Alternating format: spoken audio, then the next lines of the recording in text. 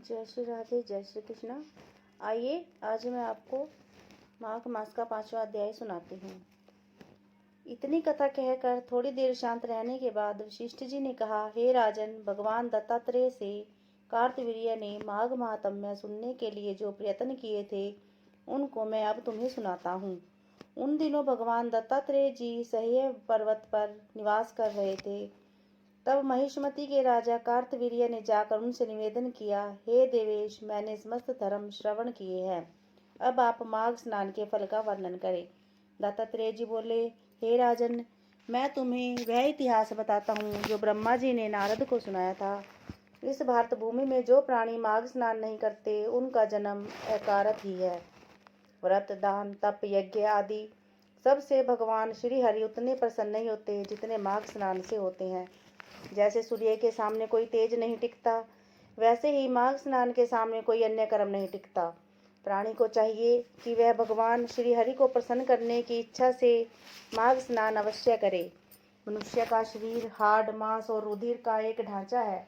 यह मलमूत्र, विष्ठा आदि दुर्गंधों से युक्त रहता है। वृद्धावस्था, शोक, विपत्ति आदि से घिरा है। मानव देह रोगों का घर है। प्राणी का स्वभाव स्वयं संतप्त रहना और दूसरों को संताप देना है। पुरुष लोभ, मोह, क्रोध, निंदा, ईर्ष्या, बैर आदि से पूर्ण है। प्राणी सत्व, तम, रज आदि तीनों दोषों से घिरा रहता है। वह स्वभावतः अधर्म की ओर अग्रसर होता है। प्राणी का शरीर अंत में नाश को प्राप्त होता है। उसमें कीड़े पड़ जाते हैं, विष्ठा या भस्म बन जाता है या कुत्ते, श्रृंगार आदि का आहार होता है।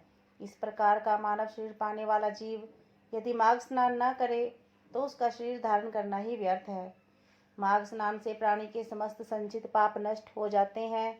ब्राह्मण होकर भी जो विष्णु भगवान से प्रेम नहीं करता वह उसी प्रकार नष्ट होता है जैसे अयोग्य को श्राद्ध, ब्राह्मण विहीन क्षेत्र, आचार रहित कुल नष्ट होते हैं।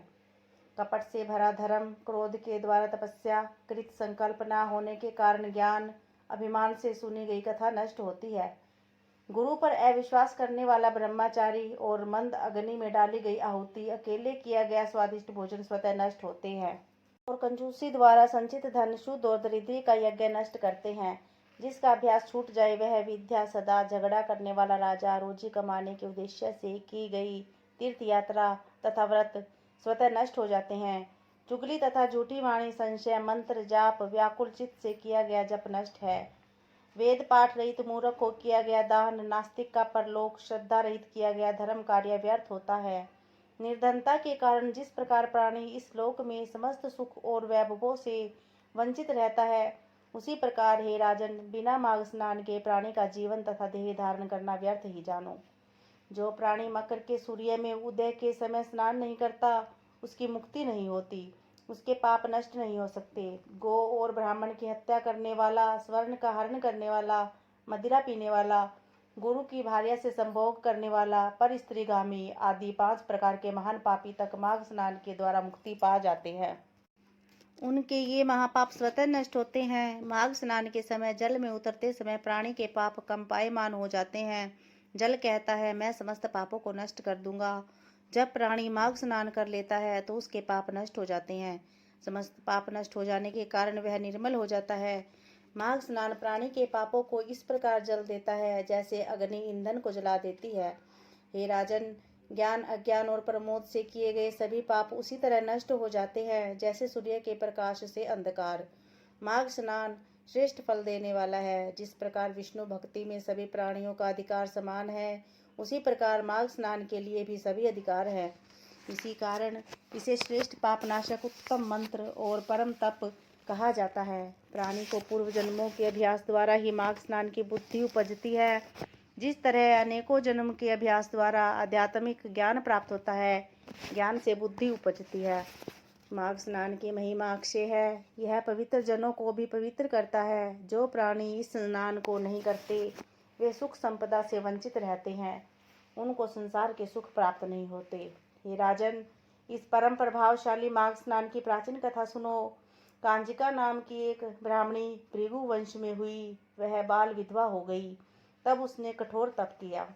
विंध्याचल पर्वत पर रेवा और कपिल के संगम स्थान पर भगवान श्री हरि की आराधना का व्रत धारण करके वहां बैठ गई। उसने अपनी समस्त इंद्रियों को जीत लिया, क्रोध को नष्ट कर, और वह एकांकी रहकर अल्पभाषणी हुई। उसने तपस्याओं के द्वारा शरीर को सुखाना आरंभ कर दिया, देवताओं को प्रसन्न करने के लिए यज्ञ किए, ब्राह्मणों को यथाशक्ति दान दिया। वह आहार हेतु खेतों में से अन्न चुनती और समस्त व्रतों को नियम पूर्वक धारण करती थी। नर्मदा के पावन तट पर वह पुण्य मास बिताती थी। उस सुशील तपस्विनी ने बड़े धैर्य और संतोष के साथ माघ स्नान किए। हे राजन, काल चक्र के प्रभाव में पड़कर उस ब्राह्मणी ने उसी तीर्थ स्थान पर अपनी तापस देह त्याग दी। मृत्यु के उपरांत माघ स्नान के प्रभाव से वह भगवान श्री हरि के वैकुंठ धाम को गई। वहां 4000 वर्ष तक सुख भोगती रही। उसके बाद ब्राह्मण जी ने सुंद और उपसुंद नामक महाबली दैत्यों का नाश करने के लिए उस ब्राह्मणी को तिलोत्तमा के रूप में पुनः अवतरित किया। अपने पूर्व पुण्यों के प्रभाव से ही वह परम रूपवती हुई। वह समस्त ब्राह्मण में परम सुंदरी थी। उसे देखकर देवता तक मोहित हो गए। वह समस्त अप्सराओं में श्रेष्ठ थी। उसके सृजन सारे भगवान ब्रह्मा जी भी उसके रूप को देखकर आश्चर्यचकित रह गए। उन्होंने प्रसन्न होकर उसे आज्ञा दी, हे भृगलोचने, शीघ्र ही इन दोनों महापराक्रमी दैत्यों का जाकर संहार करो।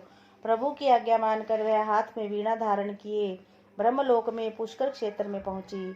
उसने रेवा के जल में स्नान किया, चमकीले लाल वस्त्र धारण किए, करधनी और नुपुरों की मोहक आवाज करती हुई चली। उसने गले में मोतियों की माला और कानों में लटकने वाले कुंडल पहने। तादवी के फूल चोटी में गुथे अशोक वृक्ष के नीचे बैठकर उसने वीणा बजाकर मधुर लय में गाना शुरू किया।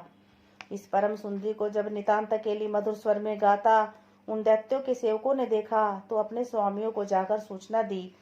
दूतों ने प्रसन्न हो सुंद और उपसुंद से कहा, हे दैत्य राजो, यहीं पास अशोक वन में एक परम सुंदरी नितांत अकेली बैठी वीणा पर गा रही है। उसका स्वरूप बहुत ही मनोहर है। मालूम नहीं कि वह देवी है, मानवी है या दानवी है। कहा नहीं जा सकता कि वह अप्सरा है या राक्षसी है। यह नितांत सत्य है कि वह स्त्री रत्न है। आप दोनों ही स्त्री रत्नों के परखी हो, इसलिए चलकर उस मनोहर रूप धारणी स्त्री को अवश्य देखो। दूतों के उन वचनों को सुनकर वे दोनों कामुक दैत्य तुरंत उठ बैठे। उन्होंने मध्य पात्र वहीं छोड़ दिए। सेवा में रत सहस्त्रों सुंदरियों को त्याग कर वे अपनी भारी गदाएं लेकर दूतों के साथ उस परम सुंदरी को देखने चल दिए, जो वास्तव में उनका वध करने हेतु प्रकट थी। जैसे ही वे उसके सम्मुख पहुंचे, उसके मनोहर स्वरूप को देखते ही मोहित हो गए। उसके रूप, सौंदर्य, श्रृंगार और कटाक्ष ने उन दोनों के हृदय में कामाग्नि भड़का दी। वे दोनों मस्त हाथी की तरह उसके सामने जाकर खड़े हो गए। दोनों ही मद्य पिए थे और दोनों ही उस स्त्री के ऊपर आसक्त थे। इस कारण आपस में ही लड़ बैठे। सुंद ने कहा, भाई, तू अब इस स्थान को त्याग कर चला जा। यह मृगलोचनी अब मेरी पत्नी होकर रहेगी। उपसुंद बोला, नहीं, ऐसा नहीं हो सकता। इसे तो मैं अपनी पत्नी बनाऊंगा। उसके लिए वे दोनों आपस में लड़ने लगे। दोनों अपने गदाओं से एक दूसरे पर प्रहार करने लगे। काल की गति से वे दोनों महापराक्रमी दैत्य आपस में द्वंद्व करते हुए मारे गए। दैत्यों को मरा जान उसके साथ ही भागने लगे और देवता प्रसन्न हो जयकार करने लगे और अपना कार्य पूर्ण हुआ देख तिलोत्तमा सभी दिशाओं को अपने दिव्य प्रकाश से आलोकित करती हुई सीधी ब्रह्मलोक को चली गई। हे राजन, तिलोत्तमा को सकुशल आया देखकर ब्रह्मा जी ने संतुष्ट होकर वरदान देते हुए कहा, हे चंद्रवदनी, मैंने तुमको सूर्य के रथ पर स्थान दिया। जब तक आकाश में सूर्य है तब तक तुम नाना प्रकार के भोगों को भोगो। इस प्रकार वह ब्राह्मणी आज तक सूर्य लोक में दिव्य भोग प्राप्त करती हुई माघ स्नान का फल प्राप्त कर रही है। हे राजन, यदि प्राणी परम गति और दिव्य भोगों की इच्छा करता है तो उसे मकर संक्रांति में स्नान करना चाहिए। माघ स्नान से उत्तम फलदायक और कोई नहीं है। इसके द्वारा प्राणी के समस्त पाप नष्ट हो जाते हैं और अनेक यज्ञों से भी कई गुना फल प्राप्त होता है। अंत समय प्राणी मोक्ष को पाता है। तो यह 5वां अध्याय समाप्त हुआ। हरे राम हरे कृष्ण।